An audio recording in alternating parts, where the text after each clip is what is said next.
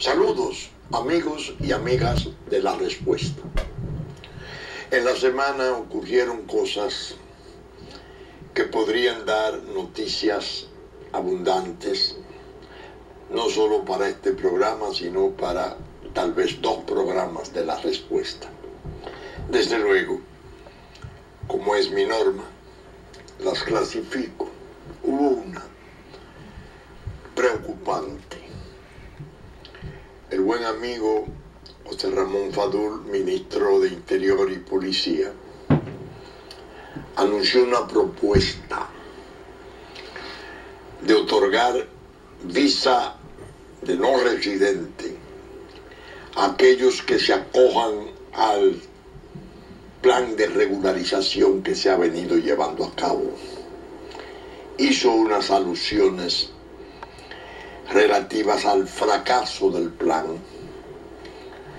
y no puntualizó claramente cuáles eran las razones del fracaso, sobre todo la fundamental, que Haití, territorio ocupado militarmente, estado colapsado, no le da identidad a sus hijos, a sus ciudadanos. Y cuando se ha hecho el intento, se ha visto incluso que ha sido un fracaso. En esas condiciones se levantó un revuelo. A mí me preguntaron, y yo dije, en principio, resulta correcta la propuesta, siempre que el plan de regularización esté cerrado. Si se han intentado regularizar 130.000, 132.000 y solo hay 5 que han completado el expediente, resulta justo que se le dé un tipo de estatus migratorio temporal de extranjero hasta tanto perfeccionen su regularización. Pero no, la fórmula es peligrosa porque faltan 5 meses del plan de regularización. Entonces la propuesta lo que va a hacer es activar a que el derrame, la avalancha, la cantidad inmensa de ilegales, de gente que recién llegada, que jamás ha vivido aquí, que no habla el idioma, que no tiene la manera de poder alegar vínculos con República Dominicana, vaya y aplique. El hecho de registrarse ya le permite 2 años. Y eso no es correcto, eso es peligroso. Ahora, la propuesta es de buena fe, pero tiene un alto grado de ingenuidad, porque ignoró el ministro Fadul, pese a su inteligencia y a su perspicacia, el momento difícil que se está viviendo en ese territorio de ocupación militar llamado Haití. Es un momento explosivo, preocupante, mantiene a la región crispada. Uruguay amenaza con irse, el Congreso desaparece, queda un presidente que dice haré lo posible cuando sea posible. Tiene 3 o 4 años sin poder organizar elecciones. Y la OEA aplaude y de viva voz le da apoyo.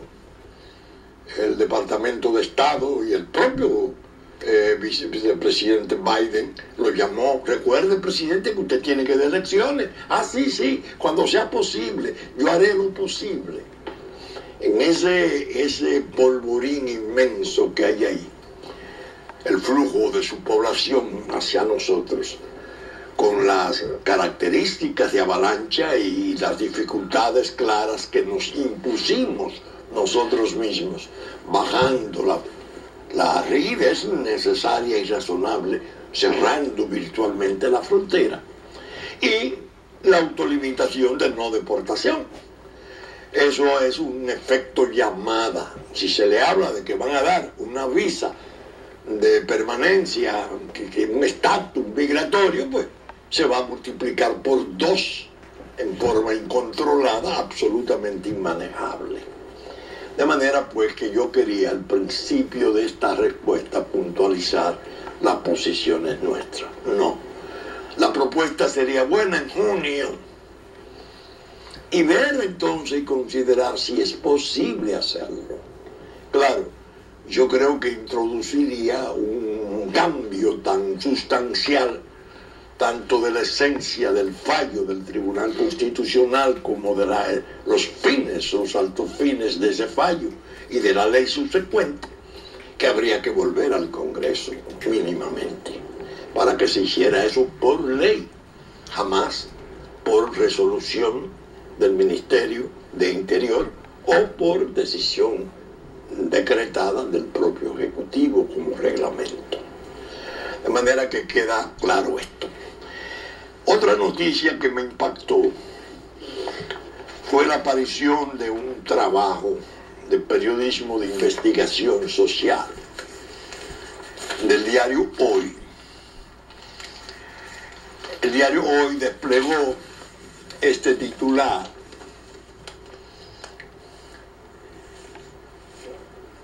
el titular de abajo, lo voy a leer.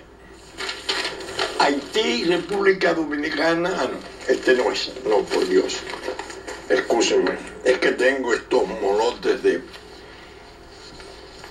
Haití, República Dominicana, una fábrica de pobres, subocupados y delincuentes. Eso lo trajo el diario El Hoy, en una forma muy bien desplegada en su primera plana, pero que este no es el ejemplar que yo tenía.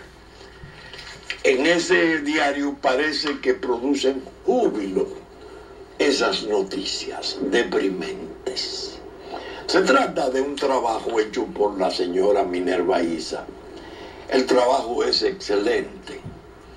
Ella hace un trabajo, como siempre, de periodismo de investigación muy sólido y se refiere a los problemas del salario y dice: el obrero merece su salario, lo necesita, pero en el país no se cumple el mandato bíblico. El jornal invita a mendigar, a delinquir.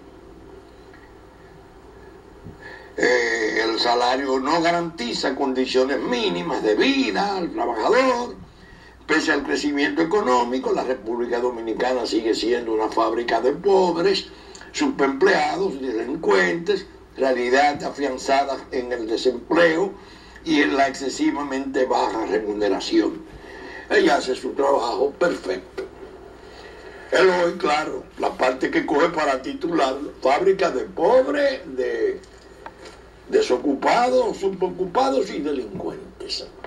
Yo lo leí y me dije: caramba, qué lástima que una periodista de investigación de la formación sólida de la señora Issa no haya mencionado aquí, en ese trabajo serio sobre el bajo salario, sobre la miopía de los empleadores nuestros, sobre el crecimiento económico que anuncia el Banco Central, pero de efectos frustratorios porque no reflejan en el bienestar de la generalidad, porque no hay redistribución del ingreso. Va muy bien, pero no hace la más mínima mención del trabajo extranjero,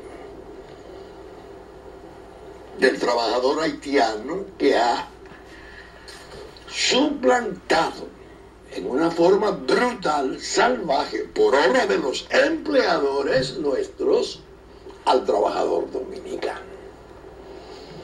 Es decir, sería interesantísimo que este trabajo fuera seguido de otro de investigación. Cómo se ha inobservado, se ha dejado morir, llevarla a esa posición de letra muerta, la Ley de Protección del Trabajo Nacional, que indica que el 100% del trabajador agrícola debe de ser dominicano, que solo un 20% puede serlo en la construcción extranjero, el 80% le corresponde al dominicano.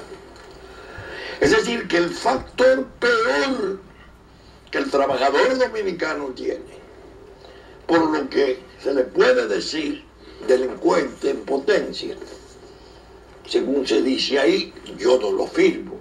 Yo tengo un criterio totalmente diferente. Subocupado, claro, o no ocupado, desempleado, pobre, claro. ¿Quién tiene su trabajo? Si el Estado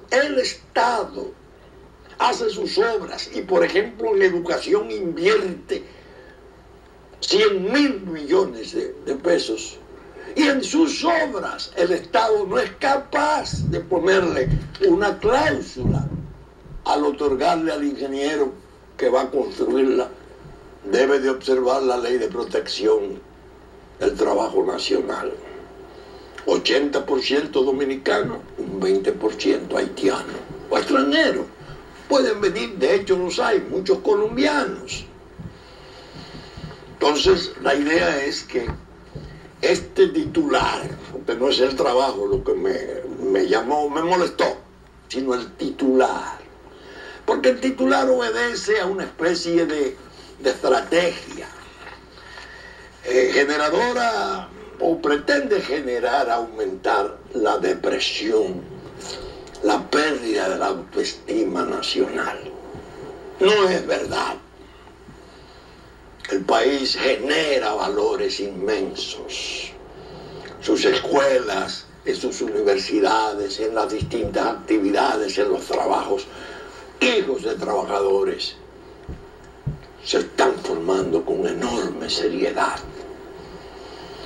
Ese país, fábrica de delincuentes, el que da un Pedro Martínez, y es el que oye a la madre Pedro Martínez hablar de la formación familiar, y da los Rojas Aló, y da los Marical, y los Manuel Mota en el deporte, y otros tantos. Pero también es la que da presidentes. Presidentes, dije. Leonel Fernández. ¿Qué pasa? Danilo Medina. ¿Qué pasa? Son hijos del pueblo. Este es un país que tiene muchas reservas en sus bases sociales, tanto en el campo como en las ciudades. ¿Por qué se le insulta? ¿Cuál es la idea? El diario sabe cuál es la idea. La tribu. Fábrica de delincuentes. Y es claro, aquí hubo un presidente que en el año 2000, recién electo en España, declaró, y el país así lo publicó, y todos los diarios del mundo, la mayor actividad nuestra es la exportación de prostitutas. Un presidente electo que anda por ahí, por querer ser presidente otra vez. Por Dios. Nosotros debemos cuidarnos sobremanera. Pero bien, esa era una noticia que la quería, una especie de, no es noticia, es una especie de enfoque que yo lo censuro como noticia. No por el trabajo es excelente, aunque limitado.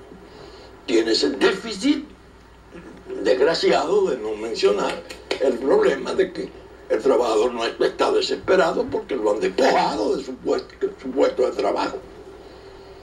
Eso es verdad. Eso es peor que el salario. Pero el salario bajo al extranjero, inmigrante, es precario porque el empleador lo quiere así. Díganlo aquí. O no se puede. El diario no quiere, porque el diario tiene a toda la sociedad civil, a todos los soplones, bajo remuneración extranjera, que están llevando a cabo el trabajo de campo en todo lo que se está fraguando contra la República Dominicana. Esa es la realidad. Pero bien, entre las cosas que me ocurrieron fue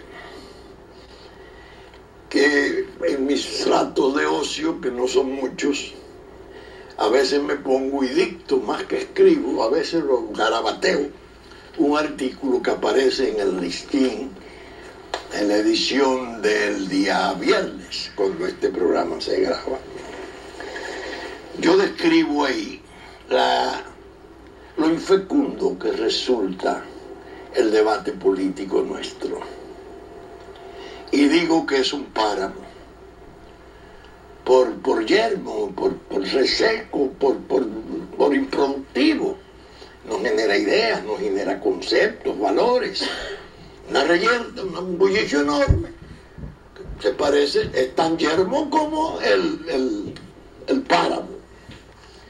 Y en ese artículo hay una parte que yo quiero sacar hoy, porque ya en el programa anterior de la respuesta yo avancé algo. Es una idea, es una convicción que tengo. Yo dije, señores, los trabajos que se están haciendo en la conjura internacional contra nuestro país son insidiosos y terribles. Pero se ha hecho una propaganda bestial durante 14 o más meses contra el pueblo. En cambio, a su gobernante lo han elevado, lo han llenado de reconocimientos, de elogios, para mantenerlo, según mi opinión, sin sentir la necesidad del agravio personal o grupal o partidario. La defensa del pueblo la tenemos que hacer todos, y el gobierno se ha quedado rezagado en la defensa del pueblo, en el ataque mundial que se le ha hecho. Y el silencio, esa era la tesis del programa pasado, que el cardenal López Rodríguez pedía al presidente que hablara sobre el silencio, que rompiera el silencio. Entonces yo en este artículo decía, este viernes cuando sale, y se viene ese páramo social nuestro, de nuestro quehacer político, es nuestra mayor debilidad. Y todo ocurre en un momento como este, cuando se busca acentuar las dispersiones entre nosotros, los agrietamientos y desencuentros, cuando más necesitamos del blindaje de la unidad protectiva. Entonces dice, ¿hasta dónde puede llegar los desatinos de las disputas estúpidas para dar paso a una cohesión creciente que nos proteja como nación, como pueblo y Estado? Hemos visto, esta es la parte, cómo se ataca a la nación y a su pueblo se le crucifica en el calvario del descrédito mundial más injusto y falaz. La hora es imponente. No atender a sus dictados es suicidio. Persistir en el encono separador de los propósitos más sanos y rectos es la manera más perversa de insuflar decaimiento y debilidad en los bríos nuestros de siempre. Entonces dice, alaban hasta el exceso al gobierno para que no se sienta imputado, pero utilizan su hermetismo, el silencio del presidente, para privar al pueblo de defensa. Lo más doloroso de todo es comprobar que nos imponen el desastre en los momentos más auspiciosos para acelerar la marcha final hacia un progreso auténtico y definitivo. Con toda seguridad, esto es lo que hace más cínica e imperdonable la conjura internacional. En todo caso, está pendiente de producirse la elocuencia de los hechos, que con seguridad expulsará esa elocuencia, el ruido de las palabras necias, de las reyertas. Es una tesis. Alabamos al presidente, lo llevamos a FAO, él tiene méritos sobrados, lo visita el vicepresidente de Estados Unidos, viene Ban Ki-moon, aunque no menciona República Dominicana ni siquiera en el Congreso, hablaba de Quisqueya, la fascinante Quisqueya, porque Quisqueya somos todos. Y al país xenófobo, persecutor, racista. Bueno, la apartheid es una tesis. Pues bien, me ocurrió, y esta es la parte que yo considero muy singular, muy especial, que ayer jueves aparece en la prensa un informe. El Departamento de Estado hizo una evaluación de la transparencia de 142 estados en el mundo.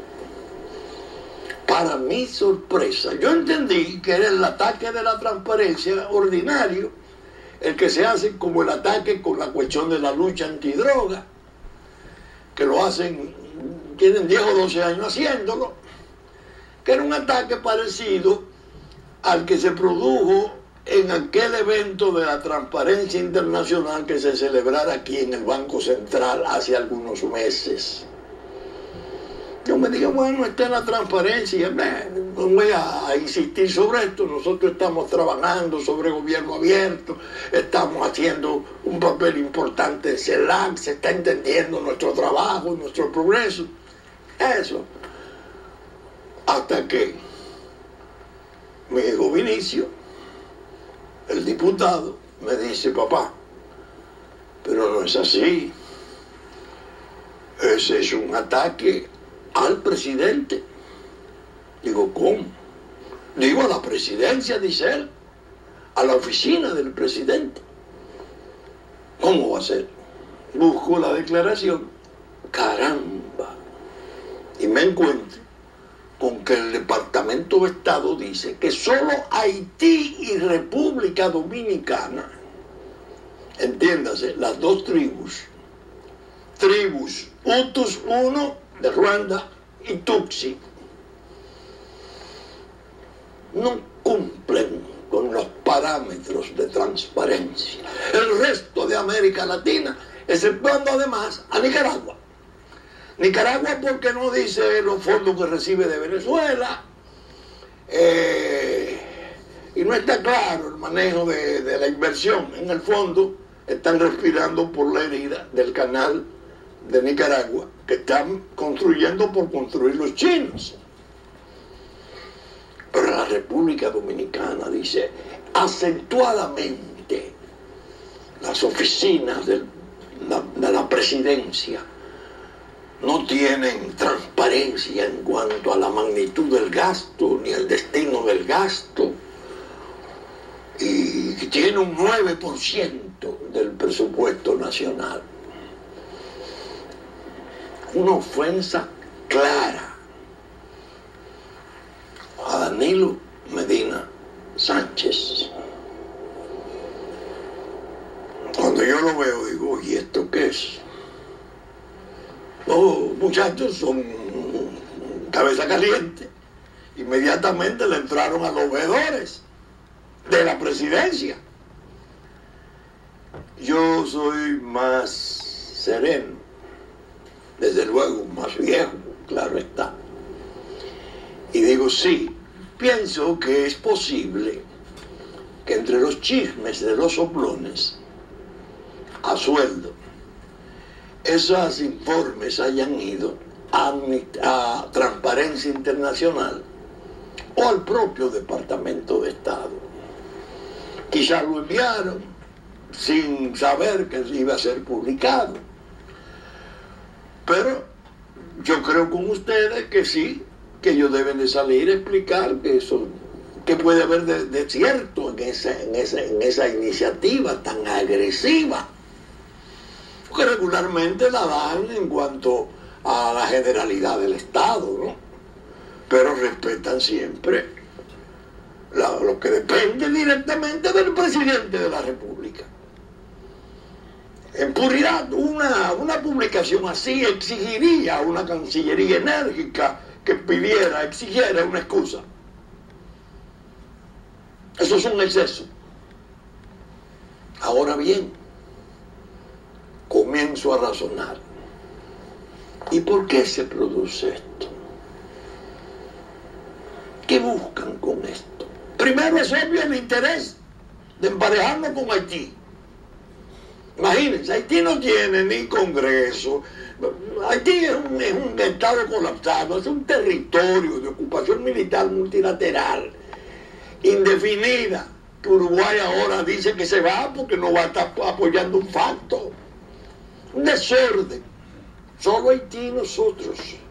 Haití también tiene dificultades para explicar la naturaleza del gasto. Oiga eso. Los únicos somos Haití y nosotros. Las dos tribus de la isla de Santo Domingo. ¿Qué hay aquí de Manzano? ¿Qué estrategia es la que traen? Yo digo, señores, el Departamento de Estado está dirigido por un hombre brillante. John Kerry fue senador brillante, un abogado notable. Ese hombre escribió el informe, Kerry, siendo senador. Y ese hombre sabe mejor que nadie en el mundo lo que es Haití. Todos los vínculos con la droga, todo el desastre del Haití de Duvalier, del Haití de los militares, del Haití de Aristide. Entonces, ¿cómo es posible que en su departamento, el departamento bajo su dirección, se desconozca la realidad de Haití? Y peor aún, se desconozca deliberadamente la realidad nuestra tan diferente, que buscan con emparejarnos. ¿Oyeron a Danilo Medina hablar en La Habana? Seguro que sí, porque estaban muy atentos los poderes de la tierra a un evento de CELAC en La Habana.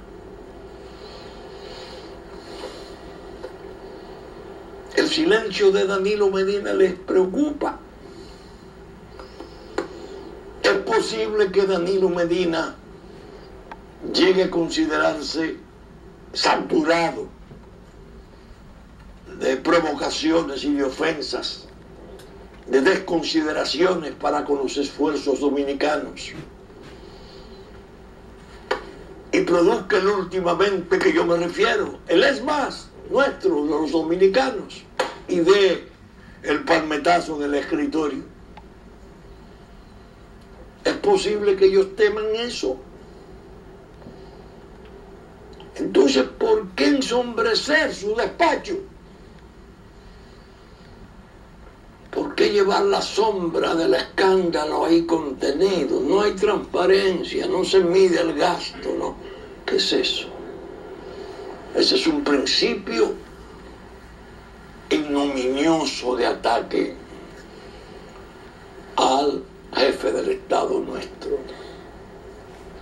Yo dije, no, es mi deber plantear mis convicciones sobre esto. Pero me quedo pensando, pienso mucho, y digo, bueno, esto podría ser. Hay un mecanismo archiconocido de las potencias, especialmente de la que nosotros, con la que nosotros tenemos la relación más estrecha, más directa, que es Estados Unidos. Esos expedientes que se publican en los informes sobre droga y corrupción tienen 10 o 12 años. Nosotros hemos pasado aquí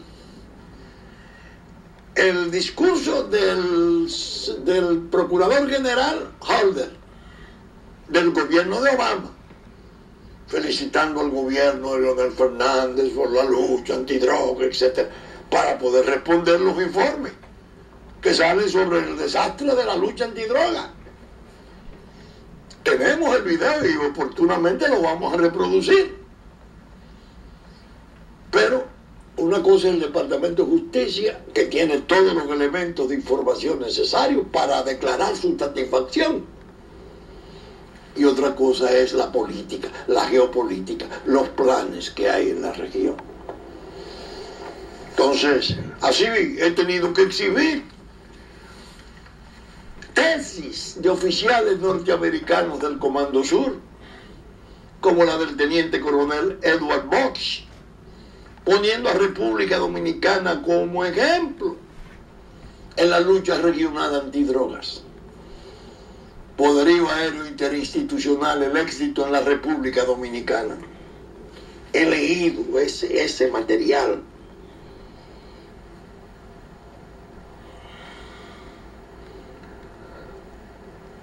¿Cómo procurar con efectividad en este proceso que el poderío aéreo, especialmente a la luz de los objetivos no tradicionales, puedan ser ejecutados en combinación por las distintas agencias antidrogas? Para responder solo tenemos que mirar a los cielos de la soberana República Dominicana, la iniciativa contra el crimen transnacional organizado y que ilustre el rol del equipo de trabajo mixto interinstitucional. Una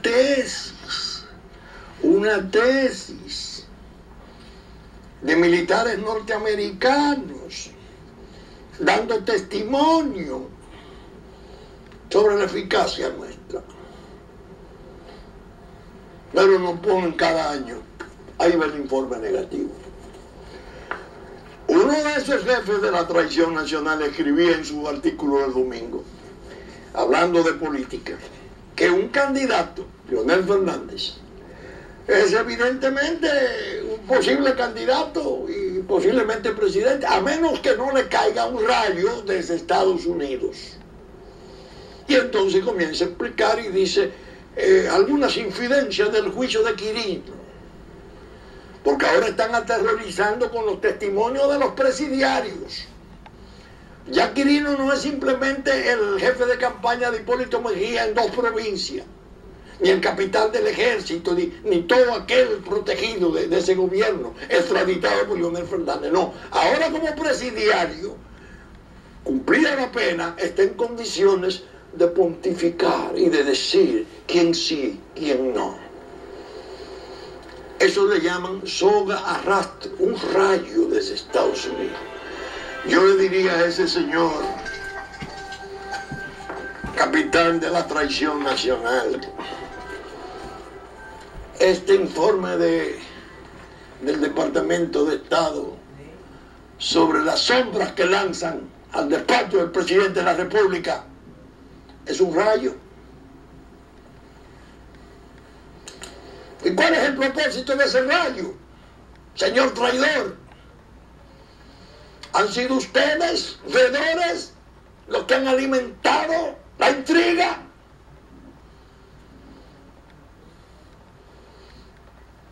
A mi amigo Danilo Medina yo le dije hace ya muchos meses, quizás más de un año, presidente, el que se acuesta con serpiente amanece picado. El que duerme con una cobra o una cascabel no ve el amanecer. Esa ralea que anda ahí, con agendas sombrías contra el país, que cobra para hacer ese trabajo nauseabundo de traicionar a lo que fuera su país en un tiempo. No son confiables, son capaces de hundir las peores bajezas. Pero me quedé pensando, repito, ¿qué otro motivo puede haber? Bajaron 80 soldados de fuerzas especiales SEAL hace 3 días en Puerto Príncipe. Son fuerzas excepcionalmente preparadas. Esas fueron las que persiguieron y ejecutaron a Bin Laden. ¿Qué hacen en Puerto Príncipe? Yo asocié, seguro Uruguay amenazó con salir, y los norteamericanos, sabedores de que Haití está al borde de una catástrofe, porque desde la calle quieren sacar al presidente como sacaron al primer ministro, Aristide, con su Lavalaz y todo su poder, quizás han bajado fuerzas especiales para proteger. Está bien. Pero si ocurre un incidente grave allá, o siguen ocurriendo incidentes graves allá, y se desarrolla una verdadera confrontación civil, algo parecido a una guerra civil, porque hay las armas para hacerlo, y se adelanta la avalancha para acá, pedirán nuevamente campamentos de refugiados, además de lo que ya tienen aquí, en los parques, en las ciudades, en todas partes. Se necesitaría la decisión del presidente para poderlo consentir, o se produciría la misma experiencia de la negativa de Balaguer en el 93, cuando se rehusó a admitirlo. 19 campamentos de 20.000 habitantes cada uno. 19 municipios. Entonces, es bueno ponerle una soga arrastro a este. Como le andan buscando sogas arrastro a otros mandatarios de América Latina importantísimos en el sur. Solo hay que ver cómo va la evolución de los casos de doña Cristina en Argentina, de doña Dilma en el Brasil, allá por Petrobras y Odebrecht, y aquí los tucanos. Pero ahora es el despacho del presidente, no explica los gastos, un 9%, y no hay transparencia. ¿Qué es eso? Ahora, una tercera dimensión de mi razonamiento, de mi intuición, lo utilicé el año antepasado, cuando comenzaron los ataques y las persecuciones contra Leonel Fernández. Dije en la respuesta: sería pecar de ingenuo entender que esa persecución solo está promovida por el odio, el rencor, la aversión política de gente de sociedad civil ligada con el gobierno. Yo pensando en la cuadra de Troya que tiene el gobierno adentro, en su seno. Pero no, le di una explicación que después tuve oportunidad de medio recordársela, pero en una forma muy superficial al presidente Fernández cuando le vi. Cuando se levantó la querella contra Fomper, querella impresionante, de diseño formidable, que duerme o está en catalepsia en Fiscalía del Distrito y en Cámara de Cuentas. Esa querella se le llevó al presidente Fernández en enero del año 2012. El presidente Fernández dijo: no, ahí viene una campaña, no aguanten eso en medio de una campaña, eso es un desastre. Pónganla después. La mandó a poner, la pusieron en agosto del 2012, en la transición. AES y Ejejaina, los dueños de la energía, el negocio más fabuloso que hay en el país después de la cocaína. Yo le dije: presidente Fernández, no le van a perdonar jamás que usted no haya mandado engavetar para siempre un archivo permanente a esa querella.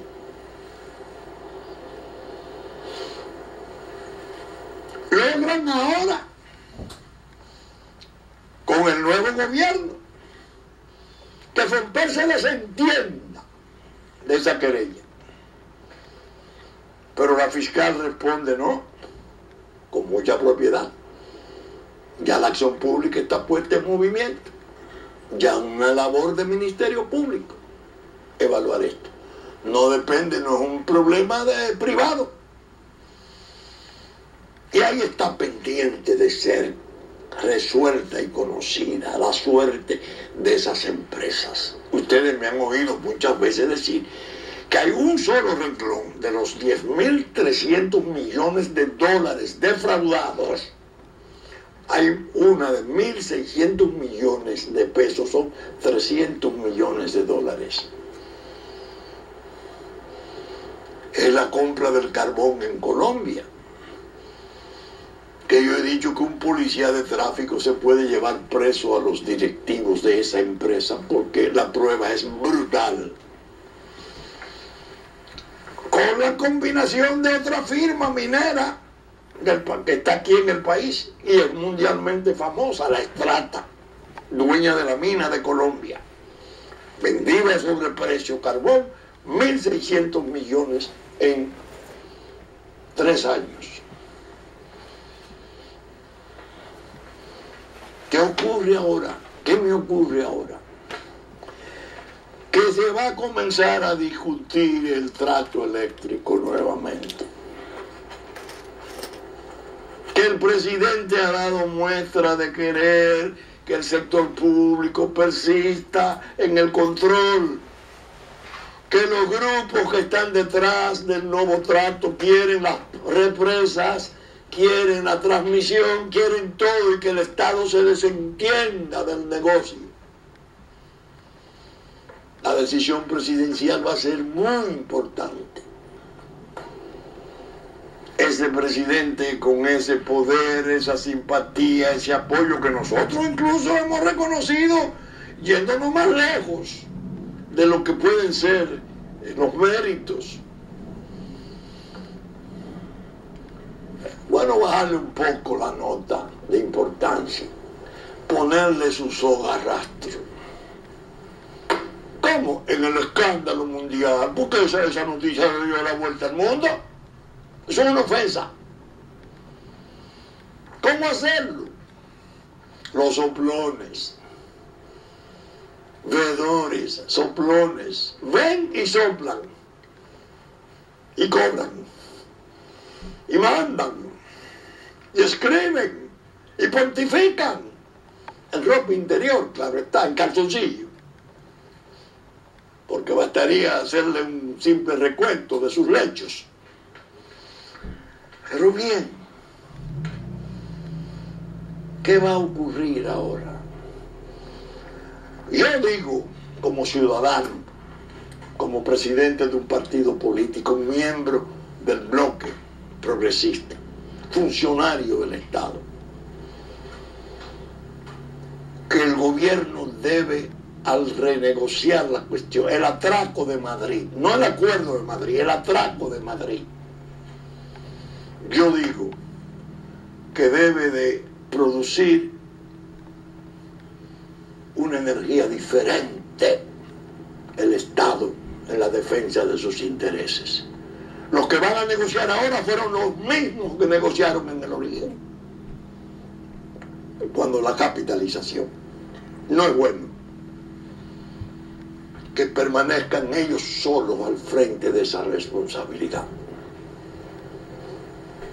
Yo digo, esas entidades que andan por ahí, algunas de ellas merecedoras del respeto en la lucha anticorrupción, que tienen verdadero interés en ver cómo se modifican y rectifican las cosas, ¿por qué no le notifican esa querella en el momento en que se vayan a sentar a negociar los hombres del Estado con esos señores?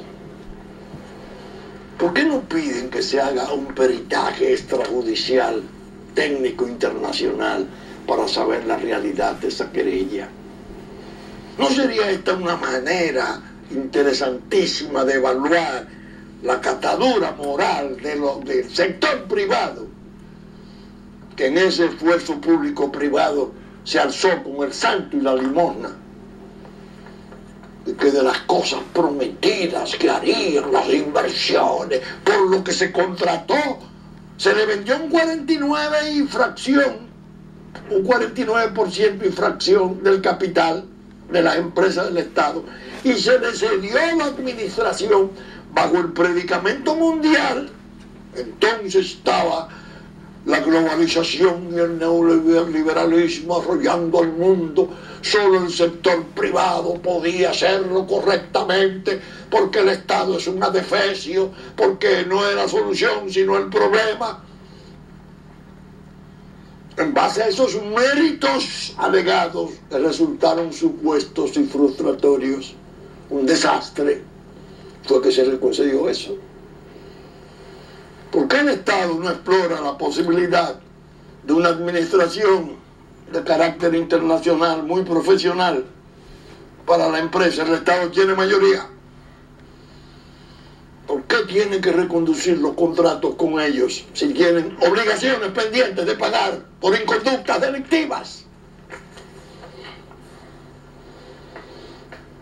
Para eso, para una experiencia de ese tipo, no está de más poner sus ojos a rastro. ¿A quién? A la decisión política superior, que puede decir, por aquí no acepto esto, sí acepto lo otro. Esa es una de las vertientes que yo he tenido en consideración, tratando de buscarle alguna explicación a este desastre. Departamento de Estado, ¿con qué autoridad moral se atreven ellos a hacer ese tipo de imputación al presidente nuestro? ¿Por qué? Fraude. En el sector eléctrico, ellos, bueno, el embajador, yo estoy pendiente de que me invite para yo llevarle la querella. Es una compañía de su país. O sea, parece que no, que yo estoy proscripto allá de todos modos. Está bien, lo acepto, me honra. La proscripción me honra. Y Enron, allá, ¿qué fue? El fraude mayor del mundo. Todavía se está suicidando gente. Ellos han tenido muestras horribles. El despacho del presidente de la República Dominicana, que maneja un 9% del presupuesto, 30.000 millones, eso no está claro, el gasto es muy largo y no tiene transparencia. Ahí tiran la sombra, las bases para todo lo que puedan hacer luego como presión, para exigir. Esto es extorsión. Extorsión de la peor clase. Y eso entre Estados es imperdonable. Imperdonable. Dije hace un momento, un paso de esa naturaleza debería de generar un gesto enérgico y serio de la Cancillería, objetándolo. Carlos Morales Troncoso, que en paz descanse, cuando el último informe desastroso sobre la droga y esas cosas se lo dijeron, dice, yo lo recibí como un papel y así lo eché al cesto. Ese informe, eso era dignidad. Eso era dignidad. ¿Qué pasa? Presidente, los momentos no son fáciles. Los momentos son difíciles. Se pueden complicar las cosas. Están apareciendo signos preocupantes. Ya hemos visto incluso amagos de cómo pueden turbar la paz intereses siniestros contra nuestro país. Presidente, usted tiene a su pueblo detrás. Simplemente levante la energía. Hable con la autoridad que puede y debe. Y muéstrele a estos abusadores que no se puede vejar así a gente comprometida con la suerte de su país, tratando de servirle. que muchos lo han condicionado y turbado y desviado y de muchas maneras obstaculizado. Y la prueba fue cómo se desmontara el discurso de La Habana, que fue una pieza de honor que la República celebró hasta el júbilo. Vamos a examinar esas situaciones. Es hora de definiciones. Nos quieren dispersar, nos quieren infamar. Primero el pueblo, ahora su autoridad. En ese punto, el despacho del presidente de la República. ¿Qué es eso? El despacho no, la oficina, entiéndase, la dependencia de la presidencia. Pero es una forma venenosísima de ofenderlo, de mortificarle. ¿Y esto qué es? ¿Con qué autoridad sale esta gente? ¿Quién dio estos datos? ¿De dónde salió esto? ¿Qué datos hay? Démenlo, explíquenme. Yo tengo mi control interno y mi control externo constitucionales. Yo rindo cuenta cada año.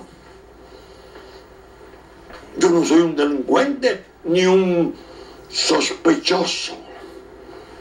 En principio, de no transparencia, que es la manera que muchos utilizan primero para ir lanzando sombras y pátinas sobre las conductas, para después entonces decir, tal vez a tal tiempo se dijo tal cosa, mire esto, mire lo otro. ¿Qué puede haber? Los veedores y sus ministros de presidencia tienen ahora que jugar un papel. Tienen que definir. Y tienen que aclarar. Y tienen que objetar y protestar por ese tipo de alusión. A mí me produciría una sensación muy desagradable que no lo hicieran. Eso no se pasa por debajo de la mesa. A un país no se le puede imponer un principio de ofensa degradatoria de ese tipo, y que eso pase ahí entre público y no público, se supo o no se supo, no es verdad. Por eso aludía a que tengo más edad, no más edad, por fortuna y gracias le doy a Dios, mantengo o me mantiene el Señor la energía, pero además, y ahí está mi gracia elevada como nunca antes, la serenidad.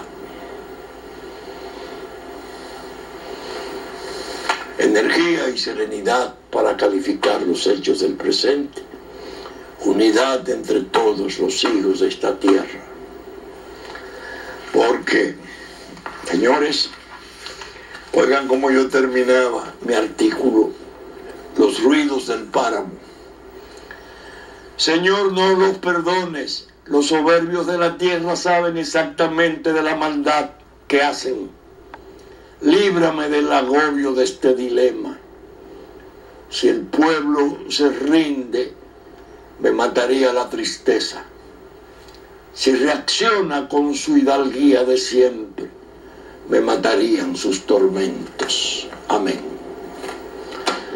Saben ustedes que estamos saliendo por Canal 33, Supercanal 33, 3 del cable, a las 11 de la mañana de domingo, que ya nos anticipó Teleradio América, sábado a las 6 de la mañana, canales 45 y 12, que asimismo en Puerto Plata, TV Musa y TV Plata, Canal 3, a las 5 de la tarde del sábado lo hicieron. Telefuturo a las 8 de la mañana de domingo. Teleimpacto y Cinevisión al mediodía de domingo, Teleimpacto a las 9 de la noche nuevamente. Telenor de San Francisco de Macorís a las 6 de la tarde de domingo y a las 12 del mediodía de domingo. Que asimismo